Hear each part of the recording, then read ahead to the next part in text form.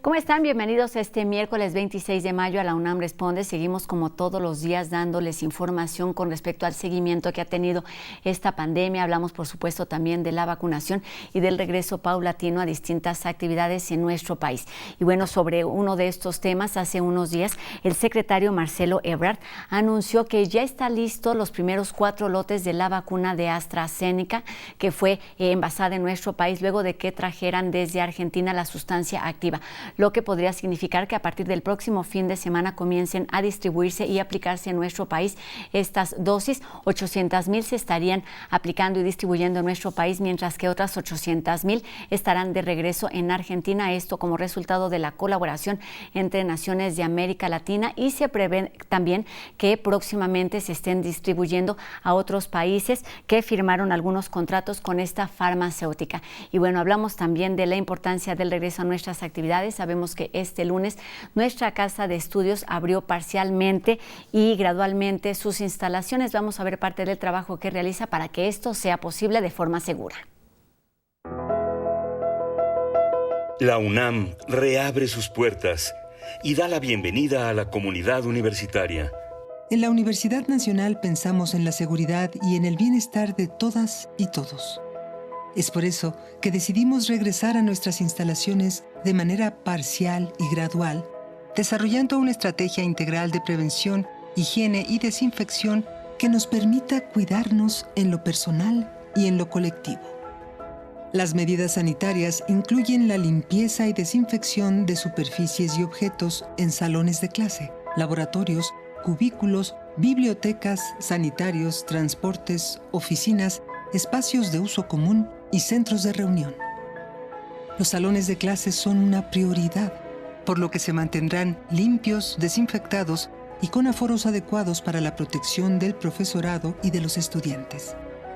La toma de la temperatura, el uso de cubrebocas y una sana distancia serán medidas imprescindibles. Hemos dispuesto la instalación de espacios de información y orientación en cada plantel, y los servicios médicos contarán con lo necesario para la atención de los y las integrantes de la comunidad. Todos los sanitarios contarán con los insumos necesarios para el lavado correcto de manos: agua, jabón y toallas de papel desechable, o en su caso, ventiladores para el secado de manos. Se han habilitado contenedores especiales para desechos como cubrebocas o guantes. Es tarea de todos y todas mantener estos espacios limpios y funcionales. En los lugares habilitados con sistemas de extracción o acondicionamiento de aire, se revisará periódicamente su funcionamiento con énfasis en el estado de los filtros. Durante las jornadas de trabajo, así como al inicio y finalización de las mismas, se invitará a los usuarios a conservar limpias las superficies de trabajo como escritorios, bancas, pupitres, teclados y demás herramientas. Nuestros académicos han desarrollado insumos de la más alta calidad como equipamiento y desinfectantes, lo que nos brinda la mayor seguridad y confianza. En la Universidad de la Nación volvemos a los campus con entusiasmo y compromiso. Abrimos las puertas de manera responsable y segura de cara a los nuevos tiempos. Sean todas y todos bienvenidos.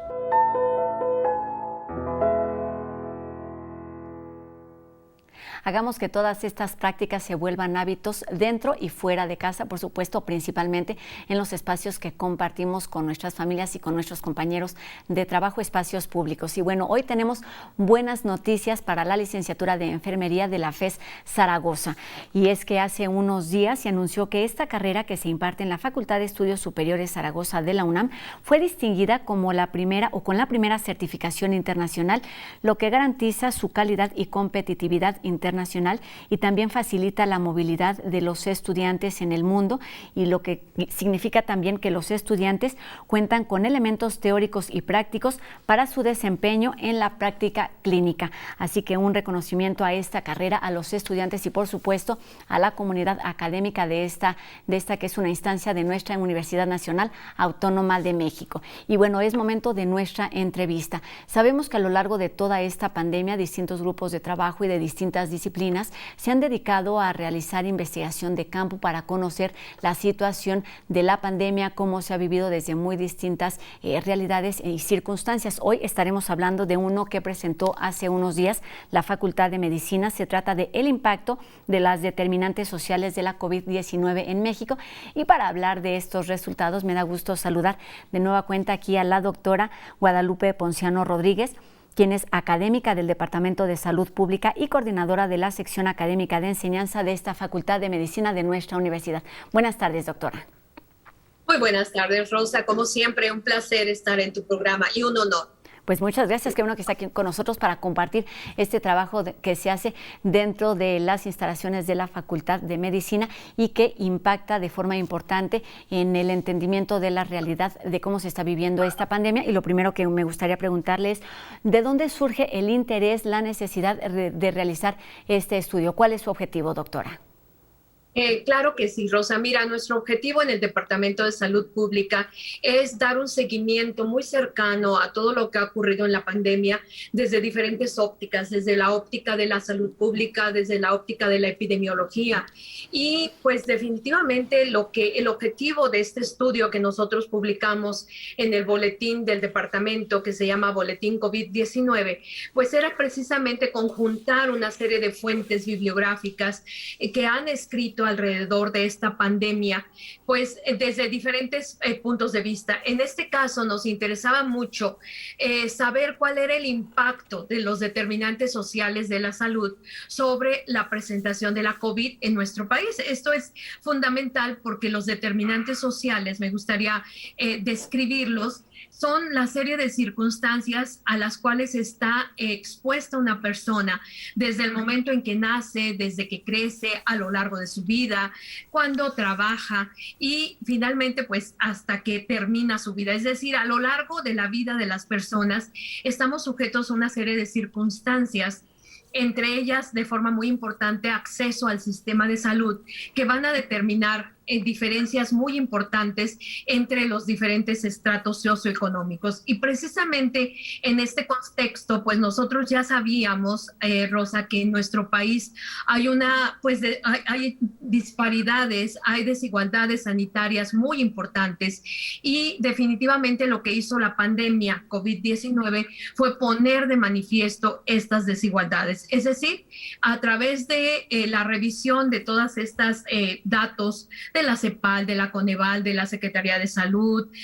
Nos basamos mucho en un artículo del doctor Hernández Bringas, en otras fuentes. Nosotros lo que encontramos es que desafortunadamente en nuestro país tenemos grupos muy desprotegidos, grupos que no tienen acceso a la salud, grupos que por la misma cuestión socioeconómica van a tener una mayor prevalencia de enfermedades crónicas. Encontramos que las principales en nuestro país son la hipertensión, la diabetes, la obesidad, el síndrome metabólico y el tabaquismo. Estos padecimientos crónicos se presentan con más frecuencia en personas que pertenecen a estratos socioeconómicos bajos, a personas que además, desafortunadamente por esto mismo, tienen poco acceso a servicios de salud de calidad y también poco acceso a la educación. Es decir, es como un círculo vicioso que nos va dando unas características muy particulares en ciertos grupos de la población que viven en condiciones muy precarias, y estas condiciones precarias pues salieron a la luz con esta pandemia. Por ejemplo, encontramos que las personas que tuvieron una mayor mortalidad ante el SARS-CoV-2 son personas que no pudieron acatar estas medidas de protección, como quedarse en casa trabajando, como no salir, como no utilizar transporte público, especialmente en los picos de la pandemia.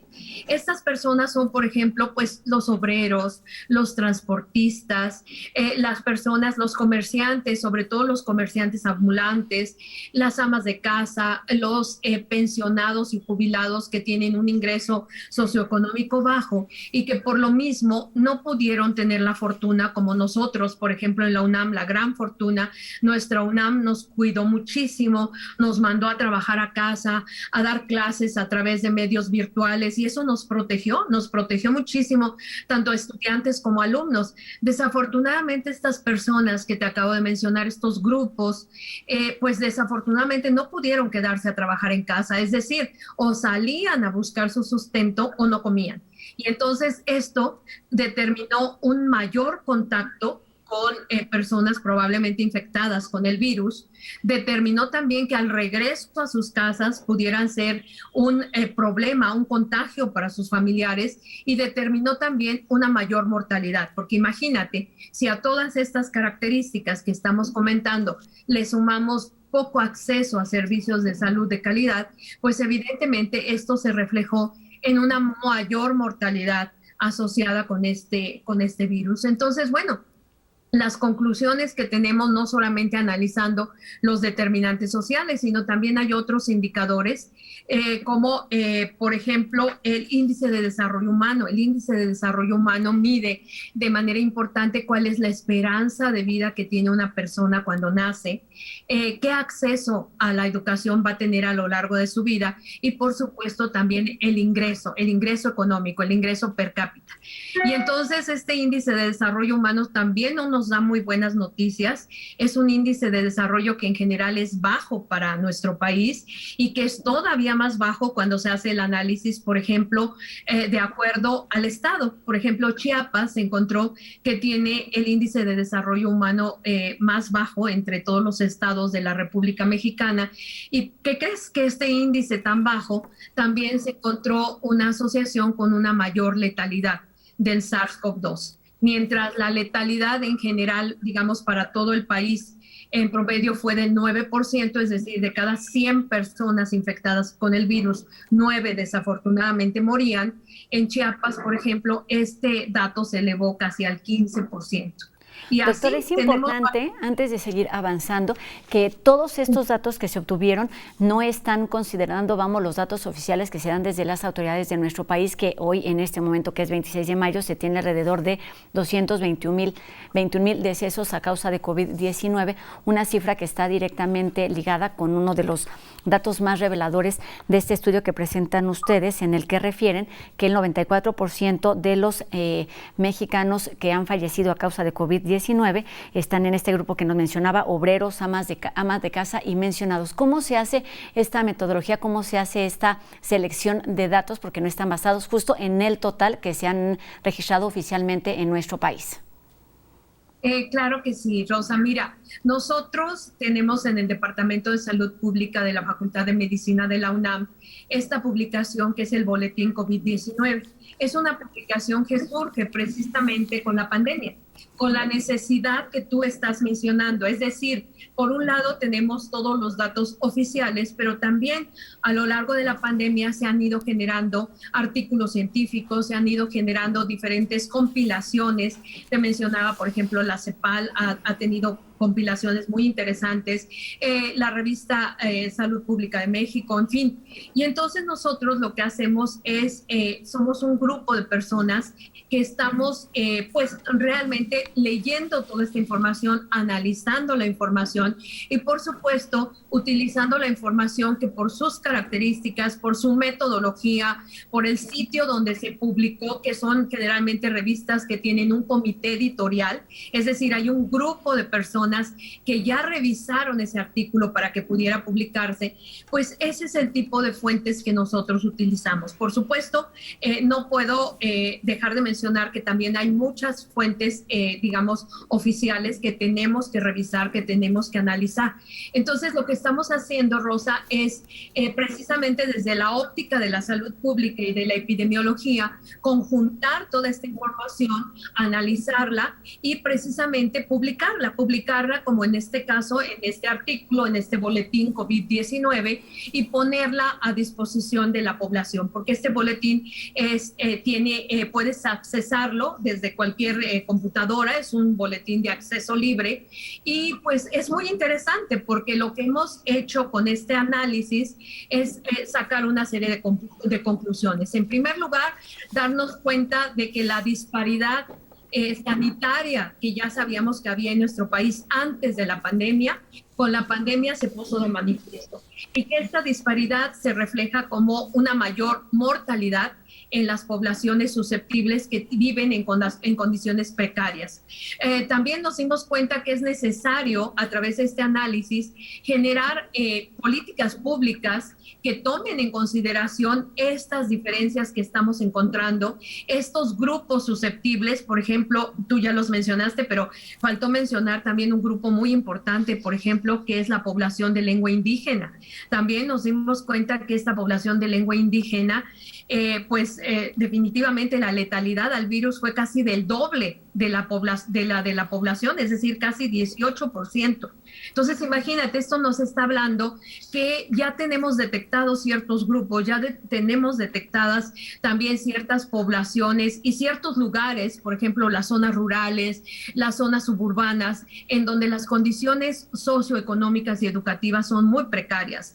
De tal manera que ahora, con esta información, lo que sería muy importante es analizarla y generar políticas públicas que realmente, por ejemplo, vimos que el sistema de salud es fundamental. Necesitamos tener un sistema de salud que permita realmente acoger, atender, brindar servicio de calidad a todos los mexicanos y mexicanas, de verdad. Esto suena como un poco utópico. Sin embargo, con las políticas públicas adecuadas se podría lograr. También nos dimos cuenta que este tipo de respuestas ante la pandemia, que nos tomó desprevenidos en este momento, ahora ya entendemos qué es lo que tenemos que hacer, Rosa. Ya entendemos que tenemos que blindar, que tenemos que equipar a los sistemas de salud ante otra probable epidemia, otra probable pandemia, y entonces gestionar, te decía, políticas públicas que realmente permitan que nuestro sistema de salud sea tan fuerte, sea tan grande, sea tan, ahora sí que tan fortalecido por todo esto que aprendimos en la pandemia, que sea capaz de brindar atención de calidad a todos los mexicanos, no nada más a ciertos grupos, no olvidarnos que existen estos grupos que son más vulnerables, porque los determinantes sociales a los que se han enfrentado siempre han sido negativos. ¿Sí? Bajo ingreso, poco acceso a la educación, poco acceso a servicios de salud, precariedad, en fin,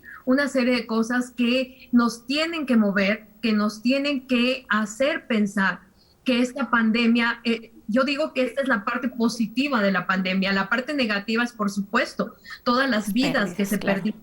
Pero la parte positiva es todo lo que hemos aprendido y que ya detectamos cuellos de botella, ya detectamos talones de Aquiles, pero también detectamos áreas de oportunidad. Es decir, ahí nos gustaría detenernos un poquito, doctora. Es importante, ya sabíamos desde antes de la pandemia que hay comunidades vulnerables o que hay grupos vulnerables y que, bueno, la pandemia llegó a evidenciar todas estas realidades y que vivimos en una sociedad inequitativa. Considerando todo esto, me gustaría que nos ayudara a entender cuál es la utilidad, además de la que ya nos mencionó, que la academia esté participando con este tipo de estudios, con este tipo de trabajos que se hacen públicos y también dónde podemos encontrarlos y cuáles son esos factores, esos elementos en donde se debe poner mayor atención, ya sea la educación, la zona geográfica, las comorbilidades, la cuestión de la salud, en fin, ¿por dónde empezar, doctora?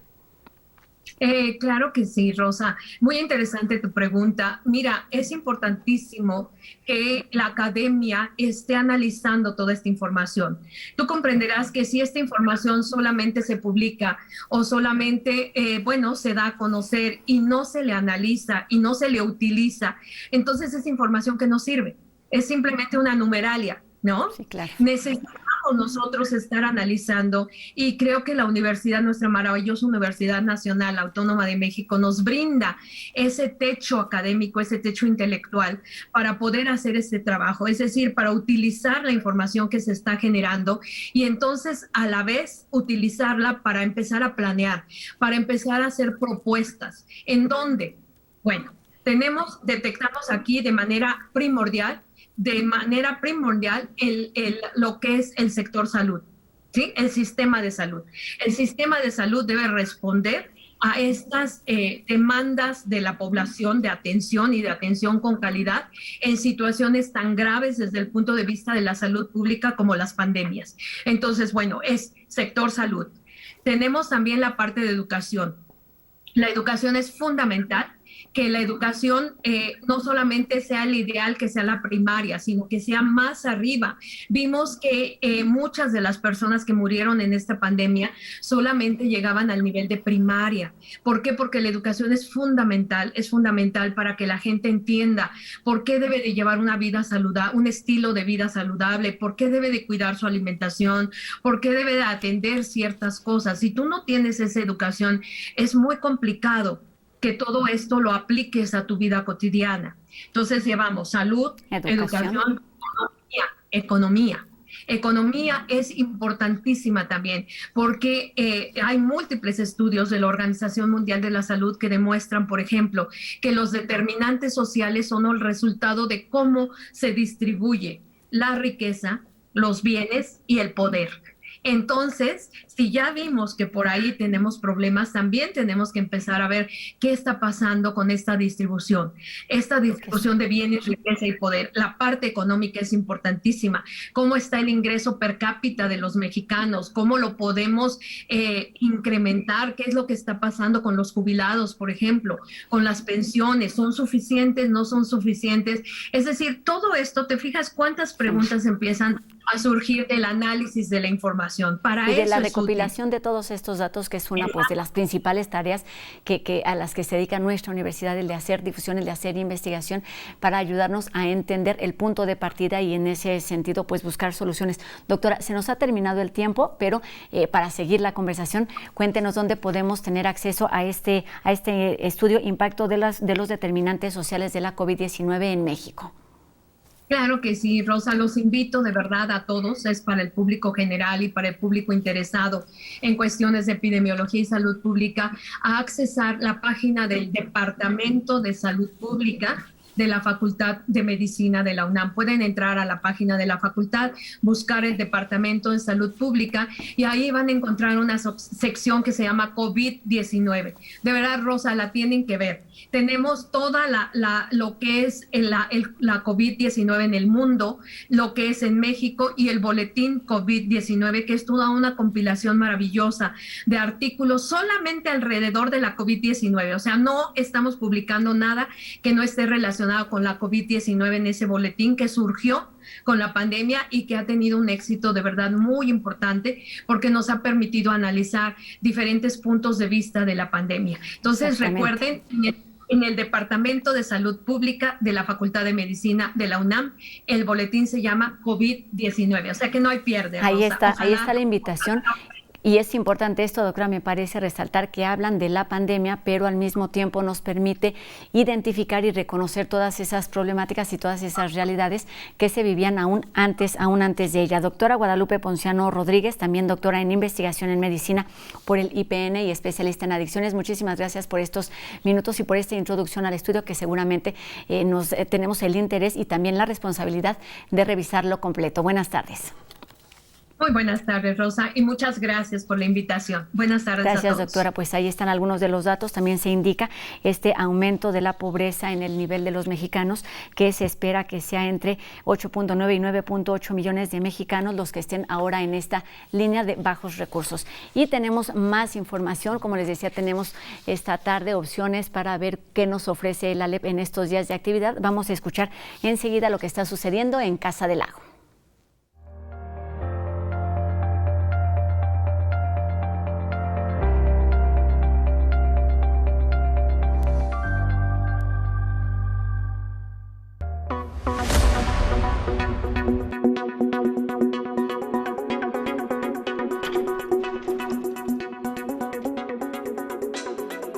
Casa del Lago UNAM va a tener dos tipos de participación en esta edición 2021 del Festival El Aleph.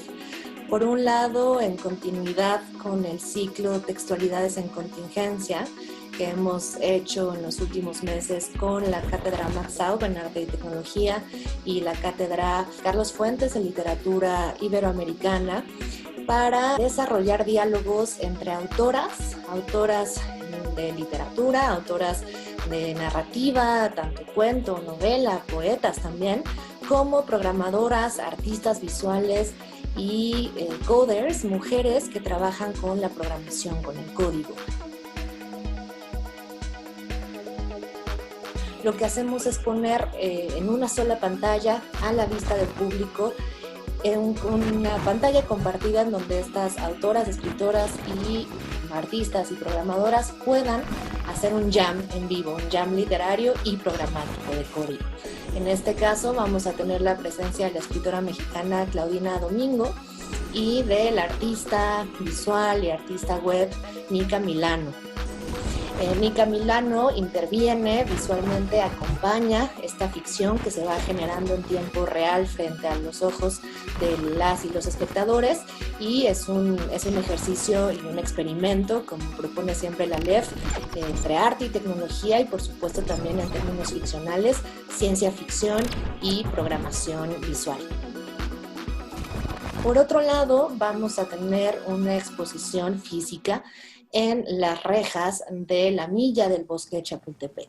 Una exposición que en este caso presenta miradas múltiples de mujeres de distintos países que han trabajado en el cruce entre la medicina, el activismo y el arte.